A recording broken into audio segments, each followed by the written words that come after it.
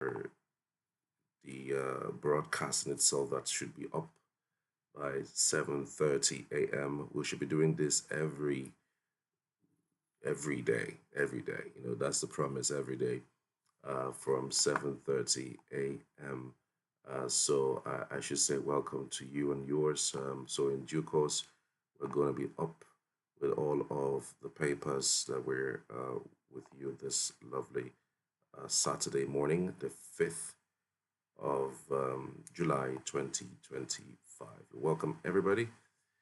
Thank you for joining us. In a couple of seconds, a couple of minutes, in about 5 minutes, we'll be up with all of the biggest headlines out of Nigeria today.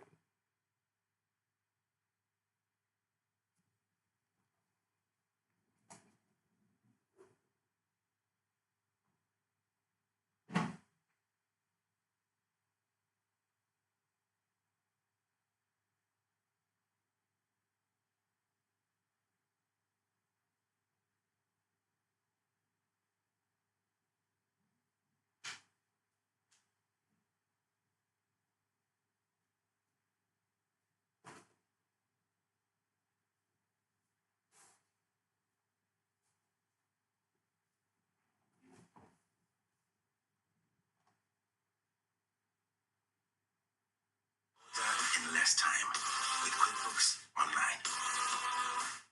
Smart Balance Oil is rich in gamma oryzanol, may contribute to the reduction of bad cholesterol.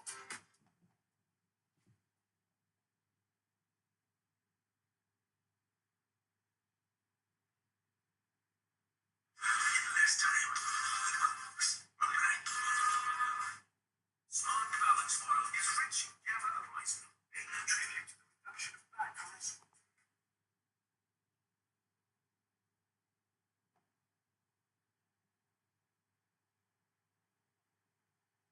In less time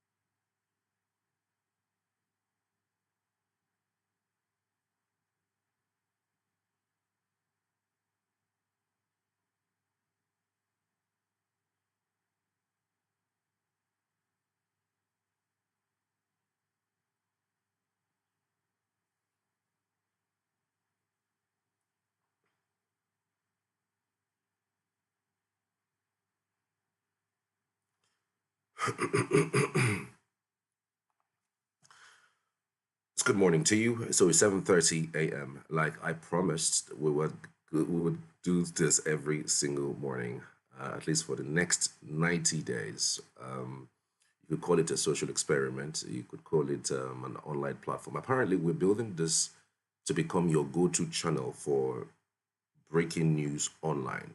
All right. As long as it is breaking and you want visuals, this is a channel to go to on YouTube. That is what we are actually trying to build. This is born out of my interest in showing news that are current, analyzing the current news and how it matters to everyone. So that's the reason for coming on at this time. But beyond coming on at this time and reviewing the papers, we are going to be doing breaking news, like at whatever time, whether it is midnight, it is midday, or it is dawn.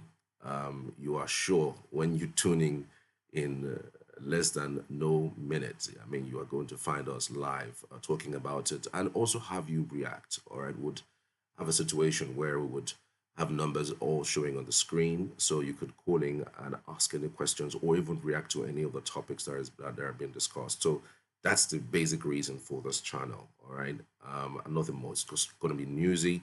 So I'd urge everyone to tell their friends who are good with news, who are looking for a quick online, on the spot news analysis of what's going on around them, whether it is in Nigeria, out of Nigeria, in Africa, the Middle East, Asia. Just you know, say it. We would get it down as long as it is something that is online and it is breaking. And these days, trust me, things actually break online even before it gets to mainstream media. So this is what this channel is about, basically. So just in case you're wondering, all right. So we would call on everyone to support the movement. Like I said, it's a social experiment, and I hope that I do it well. I'm also still trying my hands in these things. They look really new to me because I've got to be the one controlling everything in order to get you everything on point. So let's go straight into the papers that we have today, and this is how it's going to go. So I got some papers that are current for today. Thereafter, I would get into visuals. All right, there are several visuals that I would want to play. Some of them are, something that could teach you something that is quite interesting. I mean, there's a visual that is trending online right now. Delta State Police had arrested a guy who wanted to kill the girlfriend. In fact, he attempted to kill the girlfriend by stabbing her on the neck. And guess what? The reason why he did that was because he wanted 2 million naira from the father. I'll play that visual for you. And also the Peter Obi drama. I mean, I'm sure you must have seen the drama with Peter Obi. The ADC coalition is in the news and it's going to go on for a long time. Peter Obi has been seen to be one person who isn't tainted, even as a governor or even where he worked under Abacha. Apparently, that work with Abacha is becoming an issue. It's becoming an issue because I think it was Daddy Freeze that made a notion. He made a point on the Honest Bunch earlier, saying that he has an issue with Peter Obi, and now the only issue is that his role with Abacha. What exactly was Peter Obi's role with Abacha? I have a visual where Peter Obi explained his role working with Abacha. He would say it himself so that everybody is cleared with that. But before then, we're going to give you the updates on the headlines and give you some bonus headlines, all right? Bonus news items across social media platforms like the Premium Times and the Daily Post, some of which I've seen. And of course, I'm going to also tell you those stories. So that's how it's going to go. I hope to take it to an hour today so that we could get the best out of it. So let's go straight to the Guardian newspaper this morning. And on the Guardian, Governor Mba, inclusion, transparency, building strong institutions define our governance in Enugu State. All right, Governor Mba is stating that celebrating Pastor Folu Adeboye at 77, a legacy of educational impact in Africa. Below the mast, federal government raises the alarm over influx of fake solar products. Tinubu canvasses just energy transition. Lagos Assembly considers bill on human services in correctional centers. Nigeria should halt importation of construction materials, says scholar. Remembering Watergate scandal and danger of crippling opposition. Okay, find out the details. Poor facilities funding diminishes cancer patients' access to health care. That's on page 8 and 9. All right, that's poor facilities funding diminishes cancer patients' access to health care. That's on page 8 and 9 on the Guardian newspaper this morning. We're going straight to the Weekend Trust. Weekend Trust is from the Daily Trust newspaper this morning, and this is what they have just below the huge mast. We are under burden of exorbitant charges. Epileptic supply. Band A customers speak. Court orders Senate to recall Natasha. All right, that's an interesting story. She was fined 5 million naira for contempt of courts. 2027 race for governorship hearts up. 2027 race for governorship hearts up. How far can ADC go? How far indeed can ADC go? This is an animation of Peter Obi, Erufai, Atiku, David Mark, Amechi, and Arabeshala. So it's been in the news, and quite frankly, I think it was Amechi that declared his intention to run for presidency, and he's making a good point. Frankly speaking, he's making some great point, given the fact that he has said he supported the North. You know, he supported power to return to the North in 2015. So the only way he feels that the North can pay him back is to support him in 2027, and that he would do only one term if given the opportunity. So he says he's up for the presidency, and I'm sure that it will be a huge fight if at all the coalition decides to zone the presidency to the south. And again, we also have an Atiku who is waiting in the wings and also hotting up and gearing up to become the president. And you can always tell when somebody is interested in the presidency. So many persons have said that Atiku should try as much as he can to look out for one southern person and gift them the power, either Amechi or Peter Obi or whoever he thinks that has a chance to actually win that election. And by 2031, which is just four years from 2027, and there's nobody that would say that. I mean, it will not go to him, and he would have the perfect chance and perfect opportunity, I guess, in order to basically get this tickets. By 2031, he won't have anybody to um, stop him from doing that. So many persons have said that, but some others will say Atiku looks like somebody who isn't going to back down. He's going to go into that primaries like somebody who's a wounded lion, and he probably might even grab that ticket just like he did in 2023 with Amechi at the primaries. So anything can happen. So let's go to the Punch newspaper this morning. On the Punch, it's a Saturday Punch. The screaming headline: ADC targets 5 governors as Sanwo-Olu, Wike knock coalition leaders. Okay, it's going to be quite interesting if you see sitting governors moving over to ADC. It's going to be really interesting. I mean, this was just exactly what happened in 2023, where governors, the breakaway governors, they called them the G5, or was it the G7, that joined the APC, and APC eventually won that election. So it is almost looking like it. You know, if for instance you have a Peter Obi on the ballot who already has 6 million, so many persons think it was even suppressed. So if you have that, and then you have another person, of that caliber and of that nature, and I mean, you just be thinking to yourself that maybe this is an opportunity to win that election in 2027. COVID-19 fraud, US court jails pastor as Ocean monarch forfeits property. Abuja strike, pupils return hawkers, teachers beg for survival.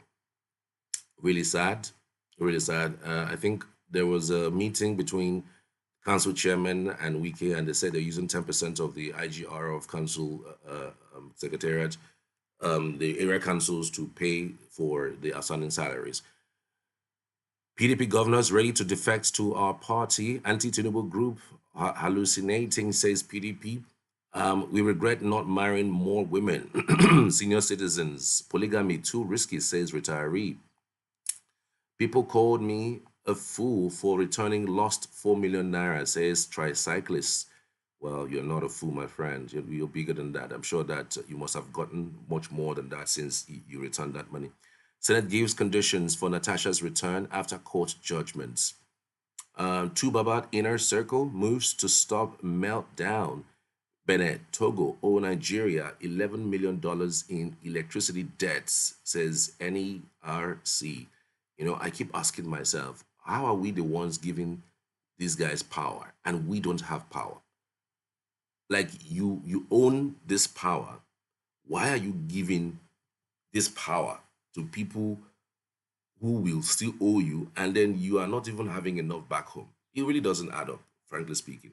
Anyways, tell me what you think. I would love to hear from you as always. So let's go straight to the bonus newspaper that we have for you today. So the bonus newspaper are quite interesting. This one is the federal lawmaker under fire for using ADC plane crash to mock coalition against Tinubu. A federal lawmaker in Nigeria has come under fire for using a 2006 ADC plane crash as an analogy to warn people against joining the African Democratic Congress, ADC, a political platform adopted by the opposition coalition to challenge President Bola Tinubu's re-election bid in 2027. The ADC airline flight 053, a Boeing 737-200, crashed shortly after takeoff from Abuja Airport, Nigeria, killing 96 of the 105 passengers on board. For many Nigerians, the loss of loved ones in crash remains a painful memory. The lawmaker Clement Jimbo, who represents Abak Etimekbo Ika Federal Constituency of Akwa Ibom State in the House of Representatives, used the plane crash as an analogy to predict that newly adopted opposition ADC will crash like the ADC flight.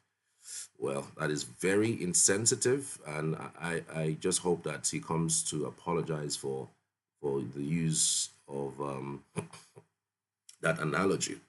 And on the other headlines, Siasia faces 250 million naira legal threat over bribery. A bribery claim against Mikel's former agents. Siasia faces 250 million naira legal threat over bribery claim against Mikel's former agents. Former Super Eagles coach Samson Siasia has been hit with a 14-day ultimatum to apologize and pay 250 million naira to top FIFA licensed football agents, John Shitu, over a bribery allegations that the latter says is false, damaging, and deeply injurious to his reputation. Okay, so that's for sports.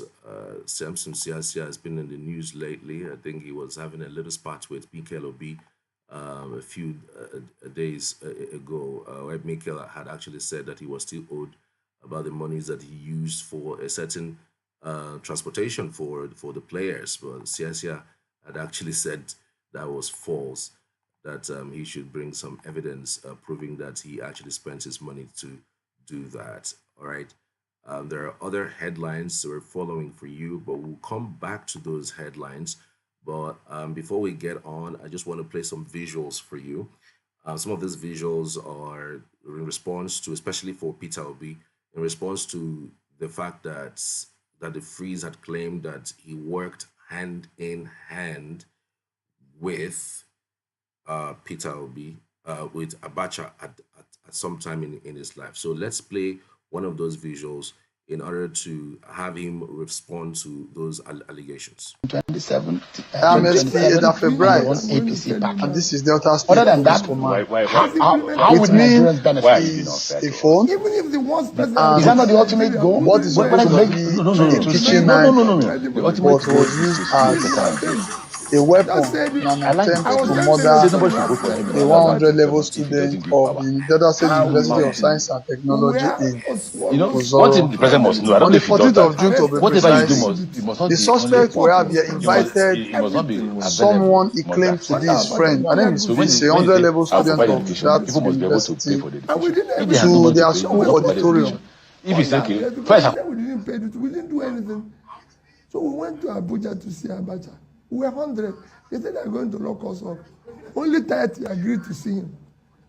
And when they said I should speak, the difference between what I'm going to tell you now, which I said before, is implementation. Even if the worst person had come to Nigeria who didn't know anything and started implementing what people have been writing for 28 years, things would have changed. Just said, I was telling them a story last night about Abacha. How we went to where almost supposedly be arrested for not paying duty. The port was congested. Everything was under Abacha. You clear goods so faster than you can do today. And we did everything. So we're supposed to be under arrest because they said we didn't pay duty. We didn't do anything. So we went to Abuja to see Abacha. We were 100. They said they're going to lock us up. Only 30 agreed to see him. And when they said I should speak, I started talking. Halfway, the man banged his table and said, call I need the minister. He said, form today, pour the congestion. You see this boy who is talking, which is me, chairman, thinker. That's how I got involved in the port. And when they finished it, everybody was clapping for Apaja for clearing the port. But all he did, he took decision by listening to us. That's all. If all these things that I've listened to you, we won't be here talking. We would have been showing different data. So for me, it's a learning process. My manifesto is light on it, but all those things you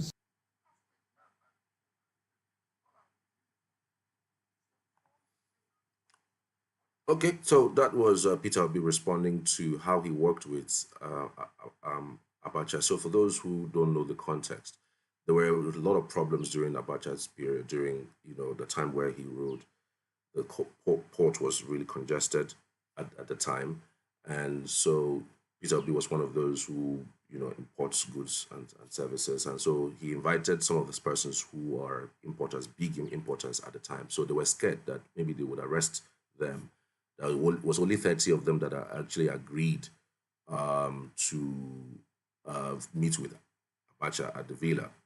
So when they met with Abacha, Abacha was just asking, so what is the problem? And they explained. He stood up and explained. And with the way and manner that, you know how military works, he said there and then they formed the committee that now made him the chairman of the committee to decongest the port. It's not difficult to understand. So when people say that you're working hand in hand with Abacha, I mean, you wonder on what basis, how, So when you are called to solve a problem for your country, because the person there is a dictator, you feel that you don't have to take that job. I really don't understand because yes, under Abacha, it was a dictatorship. Under Abacha, it was a problematic situation. A whole lot of persons feared for their lives, even though that was when activism was really, really strong. People would say that the activism that we see today is just hunger. But at that time, it was real activism because you knew what you were getting into. Some persons were, arbitrarily arrested, beaten, harassed. I mean, it's a dictatorship. And so you are called upon to assist in solving a problem. I really don't think that it is in any way a bad thing, as people have been basically mounting it. So let's get into some other the difference between what topics. I'm going to tell you now, which I said before, is implementation. Even if the worst person had come to Nigeria who didn't know anything and started implementing what people have been writing for 28 years, things would have changed. Just said, I was telling them a story last night about Abacha. How we went to where almost supposedly be arrested for not paying duty. The port was congested. Everything was under Abacha. You clear goods so faster than you can do today. And we did everything. So we're supposed to be under arrest because they said we didn't pay duty. We didn't do anything. So we went to Abuja to see Abacha. We were 100. They said they're going to lock us up. Only 30 agreed to see him. And when they said I should speak, I started talking. Halfway, the man banged his table and said, call I need the minister. He said, form today. Pour the congestion. You see this boy who is talking, which is me. Chairman, thinker. That's how I got involved in the port. And when they finished it, everybody was coming for Abacha for clearing the port. But all he did, he took decision by listening to us.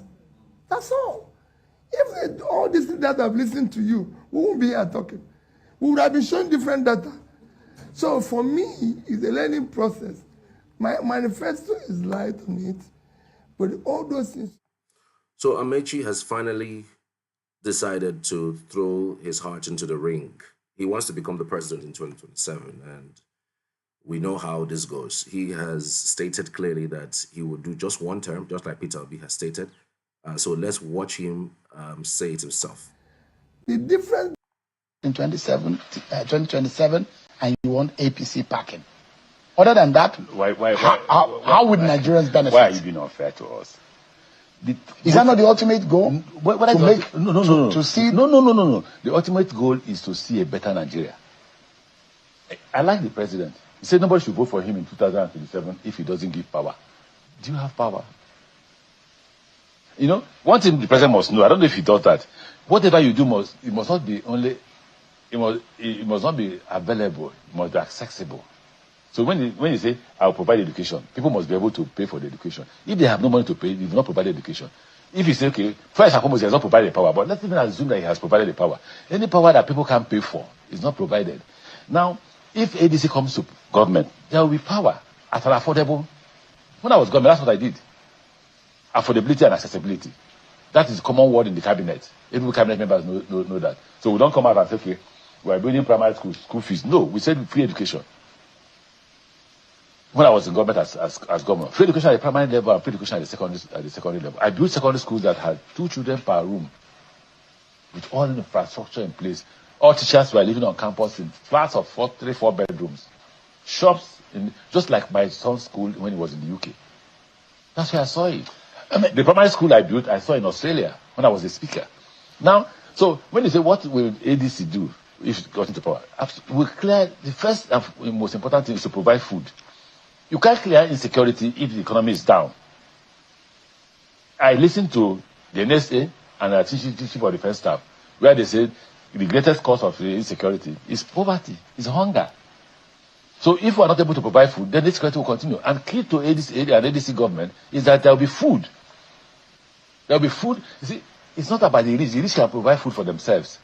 But the poor must have access to those food so that they'll be able to eat. They're not asking for the best the quality of food you're eating. Are you going to consider, for example, the balance of power? Between because we're in the nation. Bola Tinubu will have spent 4 years by 2027. And Peter Obi, for example, said, I won't spend more than 1 term. Would you be considering that too? Of or course. is the ADC considering of course. a 1 term for a southerner? Of course. Let me tell you why. For now, the way Nigeria is, you must keep to that agreement, unwritten agreement that says South 8 years, North 8 years. Okay, that's the question you need to ask. I led a fight against the PDP government. Why? Because there was an agreement that the current government, the government at that time must spend 4 years. And after 4 years, the government reneged. And I said, no, that would be unfair. That would be instability at its peak because the North will react. So the best thing to do is to do what? Is to support another candidate to continue the balance of power. Just like I would be among those saying to the North. No. The South must be allowed to complete their tenure. If the South is not allowed to complete their tenure, then we have made a mistake in supporting. So if you get a ticket, you only do 1 term. Of course.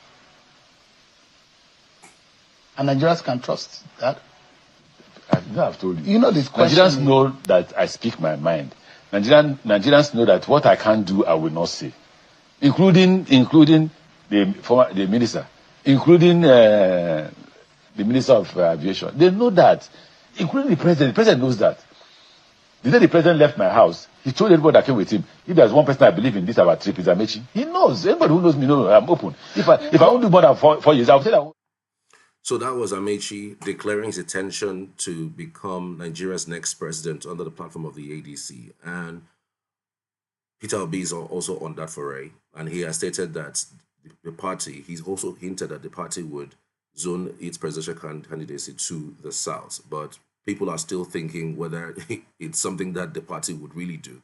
But there's a hint to that effect. So he is hoping that because he supported Buhari in 2015 to having supported the North to bring the president in 2015 up to 2023, that will be given the opportunity to do the same.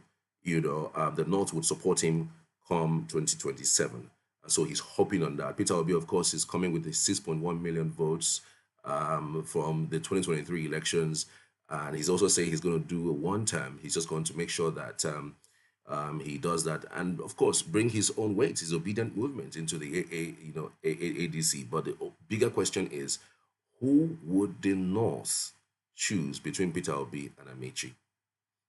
You that is watching, who would you say that it is best or better between Peter Obi and Amechi? Do you think the North will look towards Amechi and support him than a Peter Obi? Do you think so? I mean, there's been several discussions regarding this development, and it's quite interesting to see where it is going to go. Anyways, to some of the other developments, yesterday we saw visuals from Benue State with women blocking the roads in protests about the incessant arrests of their kids. And I'm going to play back some visuals from that particular story yesterday. I'll be back afterwards to speak more on that. Like something at Tagam. Men are out for protest. Our government are not doing the right thing. They have blocked the road now. At Tagam,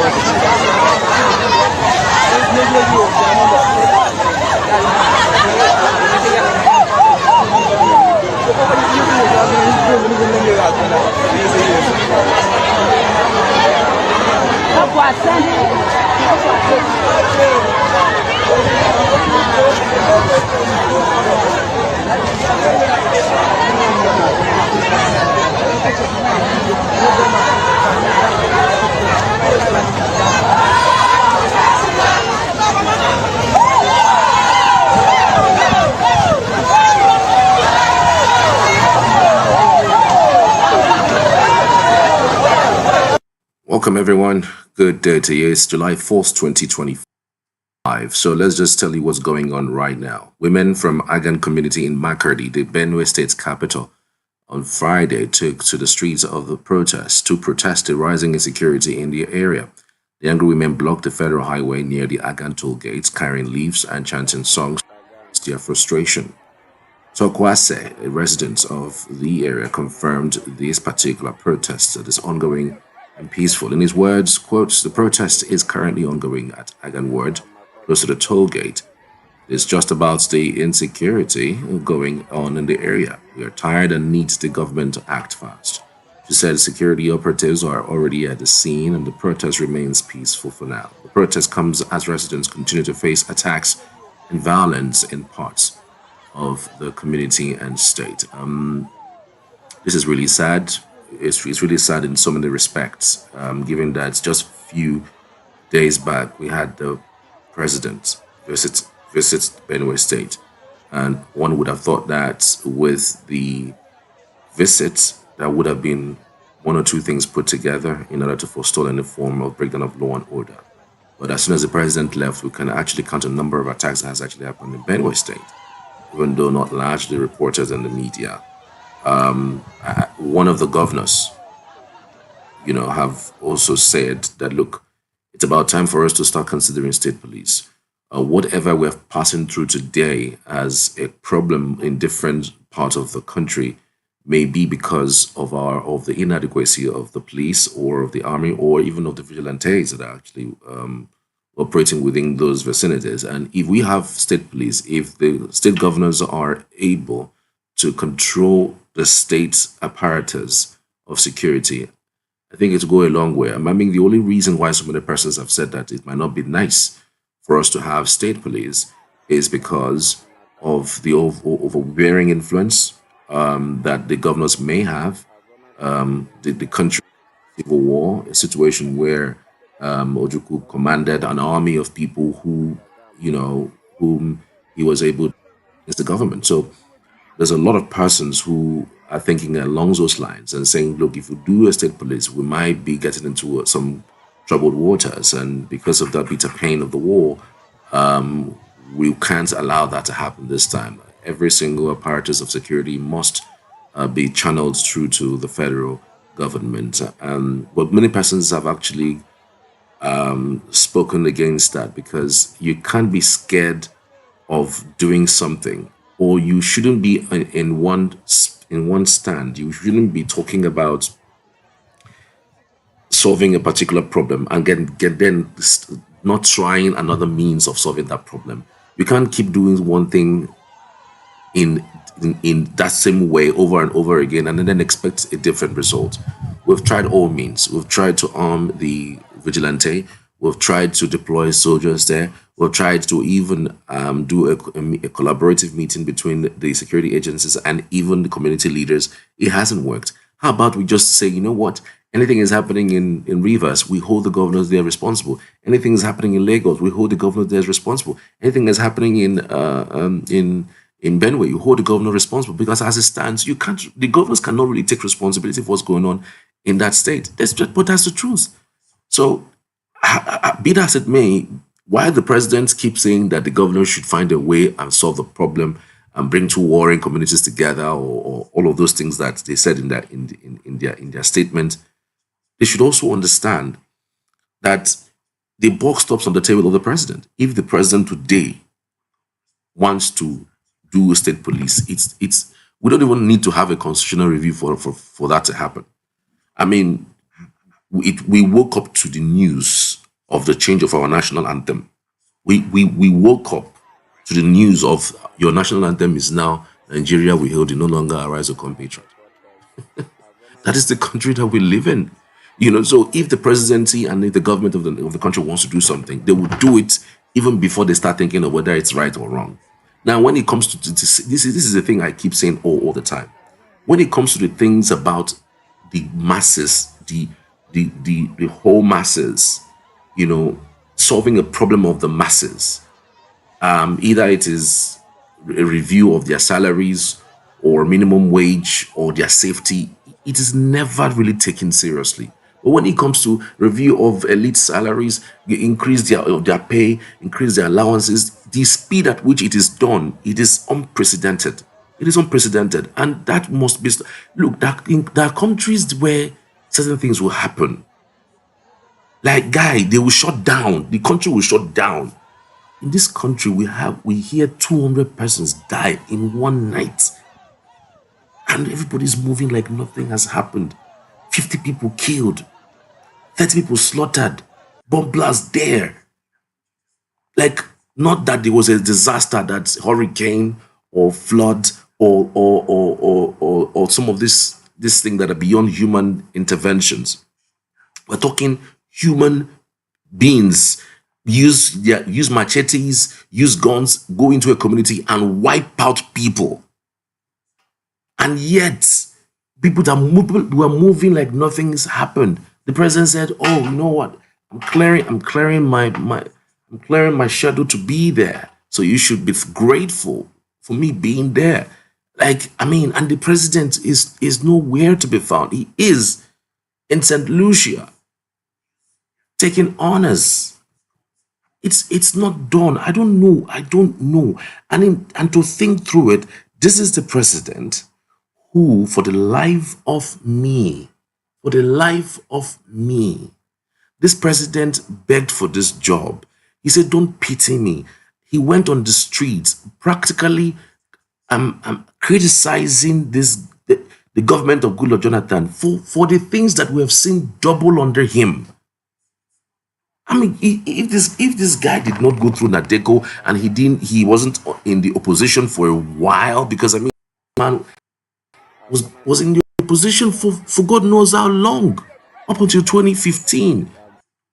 He was in the opposition from 1999 all the way. He was never in the class of, you know, of the same party with the ruling one at the federal level.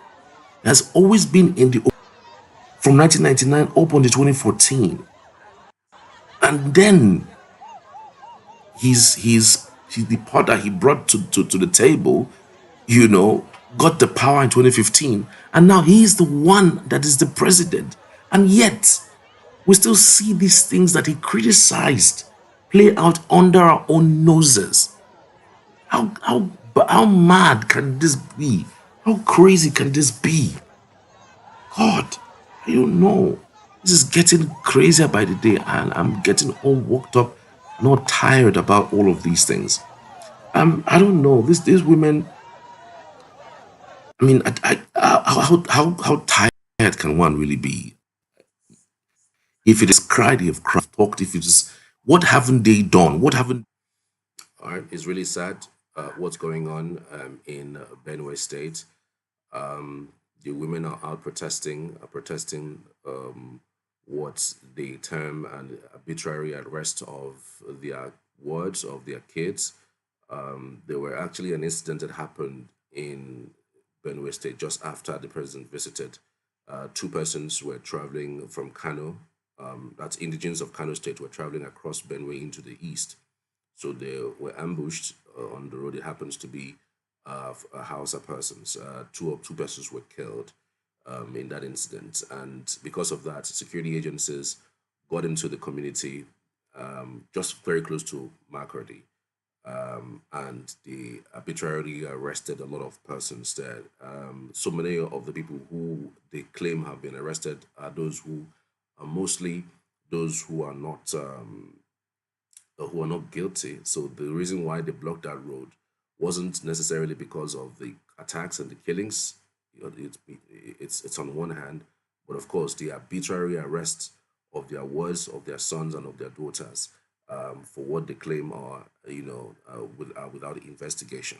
But then the government of Benue State has also released a statement through the chief press secretary to Governor Leah of Benue State, saying that investigations are still going on. If there's anybody who have been arrested arbitrarily, they would release them surely. But again, they should allow things to basically um, the police and the security agencies to do their jobs. Situation in Benue State has become really terrifying. I really don't know if there's anyone who has a specific um, solution, because I've heard several people say several things at the same time. I don't even know which one is the best one to go by. So if you have any solution to the issues happening in Benue State, can you please write in the comments? I wouldn't even mind engaging you by calling you, or maybe sending you a WhatsApp message, or even having a discussion around it. I wouldn't mind to do that, because it is very important that we look out for solutions, especially in times like this. It almost looks to me like the governor really don't know what to do. I'm sorry to say, with all due respect to His Excellency Governor Alia, who happens to be a reverend father or a pastor, as the case may be, but we are now seeing that being a pastor doesn't equate to leading a political, office. You can be a pastor, you can be a reverend, and you are perfect with your reverendship or your pastorship. But trust me, it doesn't equate to political leadership.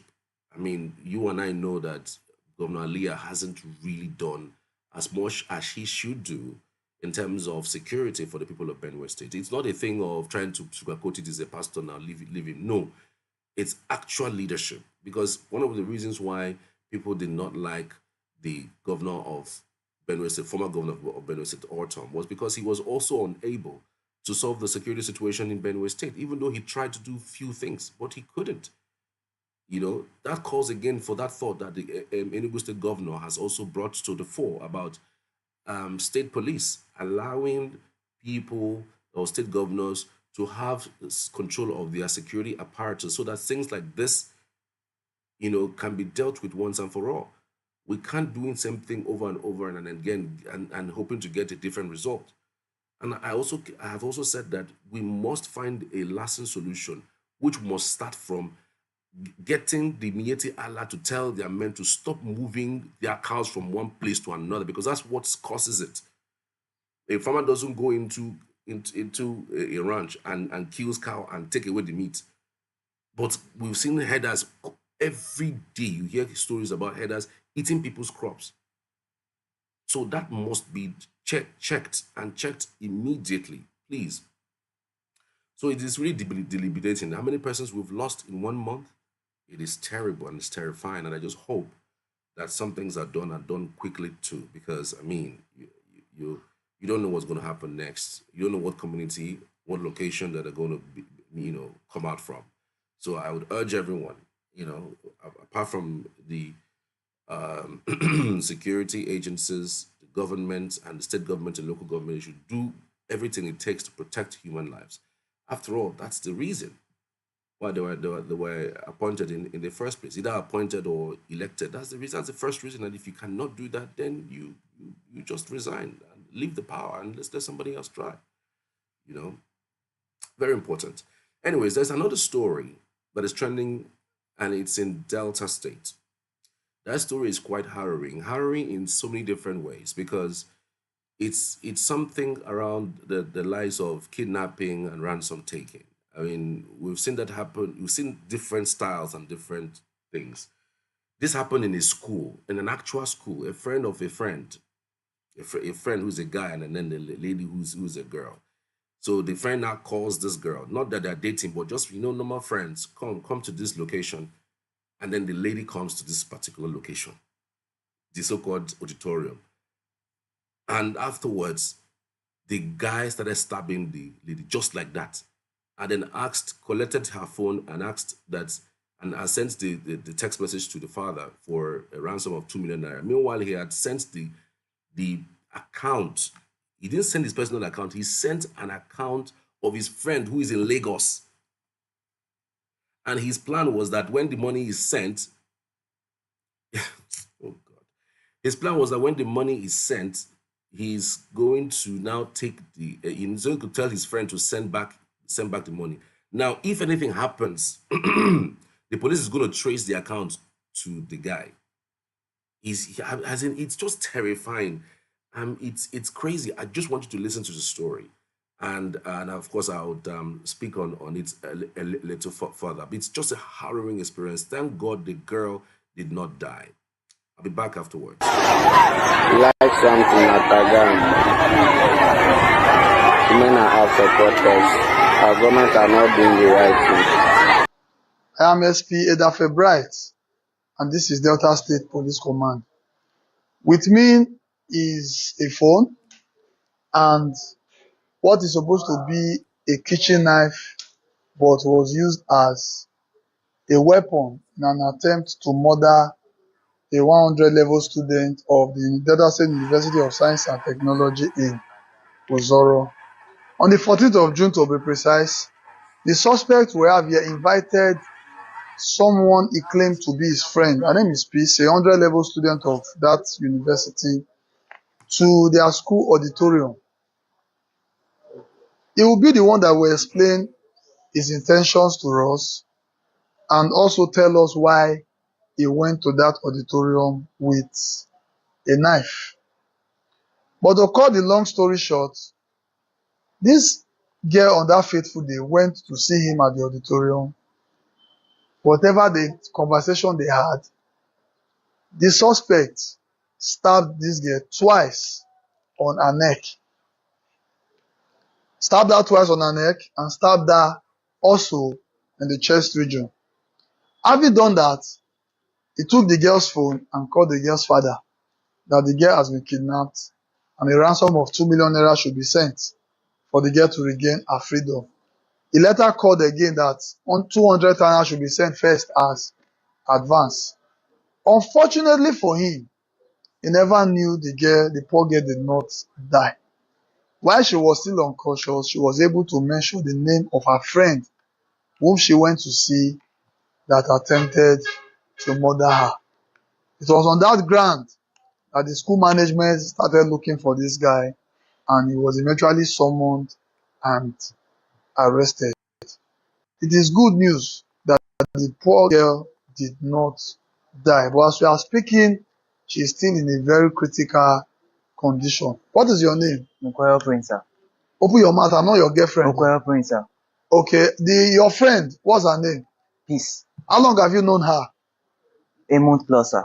A month plus. Who is she to you? A friend, sir. A friend? Yes. Just a friend. Or you guys are dating? No, sir. Just because some section of the media reported that you guys were dating. So you are confirming that you guys were not dating. Yes. So on that 14th of June, what happened? I invited her to the auditorium, sir. To where? To the auditorium. Which auditorium? The school auditorium. What is this? What am I holding? A knife, sir. Did you go with this to the auditorium on that day? Yes, sir. So why will you go to the auditorium to meet with your friend with a knife?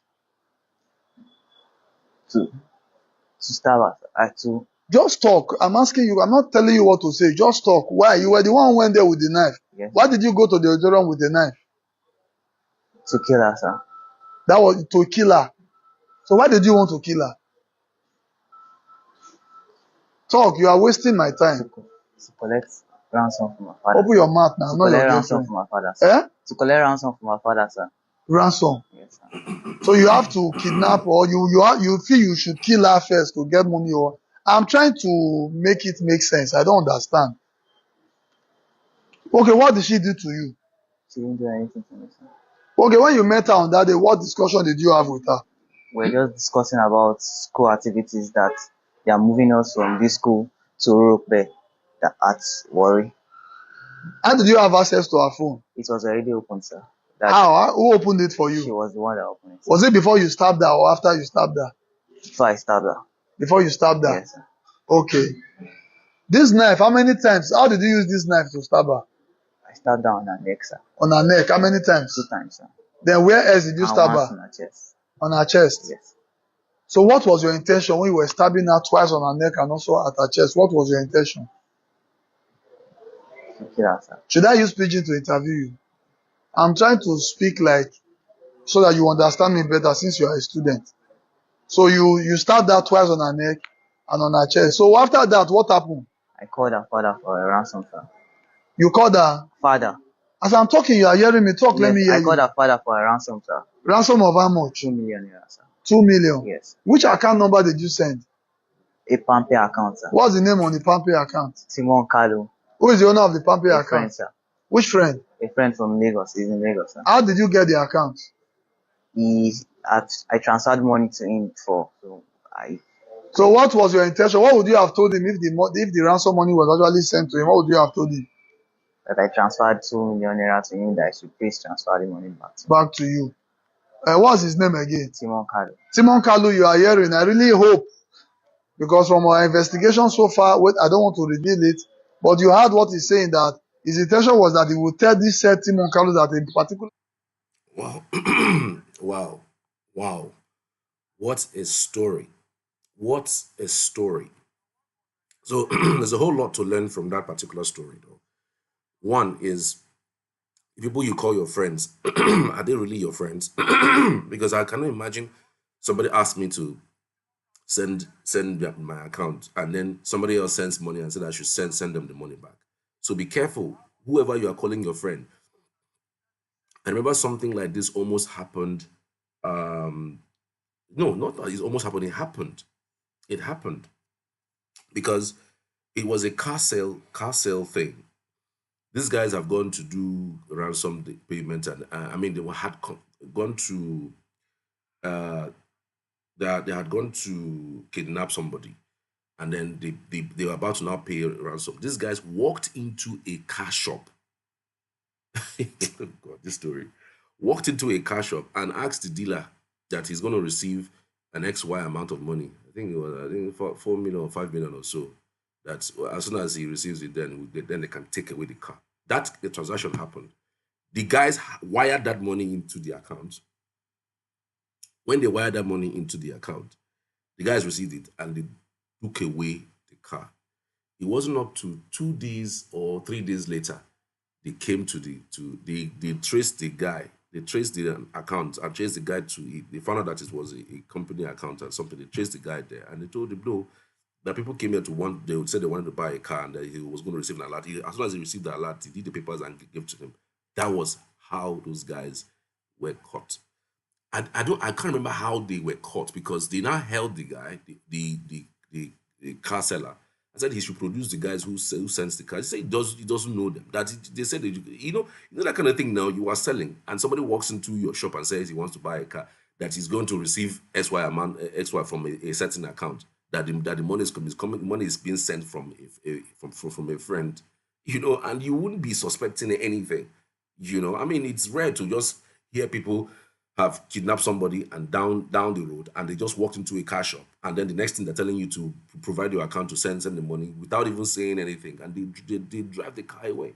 I think we're able to trace the whole thing and they were able to get the guys. That was how the story came out. But I mean, you guys out there should be careful. There's a whole lot I have heard about Delta State. It's a crazy area. I mean, beyond the kidnappings that happened, there are also tremendous things that happened that isn't really looking good at all. I just want everybody to be safe out there and sound as well. I want to appreciate every one of you for tuning in to this channel. Remember, guys, it is going to be a daily affair. I'm doing this for 90 days. Started yesterday. Today is the day 2 of the 90 days. So we have what? Around 88 days to go. So we're building a community, and this is going to be a breaking news daily. All right. Beyond this program that we do in the mornings, reviewing the headlines on the dailies, and then also doing breaking news during the day because it could be anytime. Something can just be happening now. By 10 a.m., I'm up with this channel. By 12 a.m., 12 p.m., I'm up. 12 a.m., 1 a.m., 2 a.m., I'm up with this channel. As long as it is something breaking and you are looking for visuals and for content, and so also to react to the stories, you would have this particular platform will provide you that platform. It's news on the go. All right, news as it comes, as it's breaking, you are getting it. As long as it is online and it has visuals, whether it's pictures or videos, you'll surely find it here. I want to appreciate every one of you, and I love the support. Please keep subscribing. Tell your friends to tell their friends. We're building a community that will change the way and manner that people consume news and to give it a face for a better future. Appreciate everyone. I appreciate you once again. Join me again a little later in the day for some interesting discussions. All right.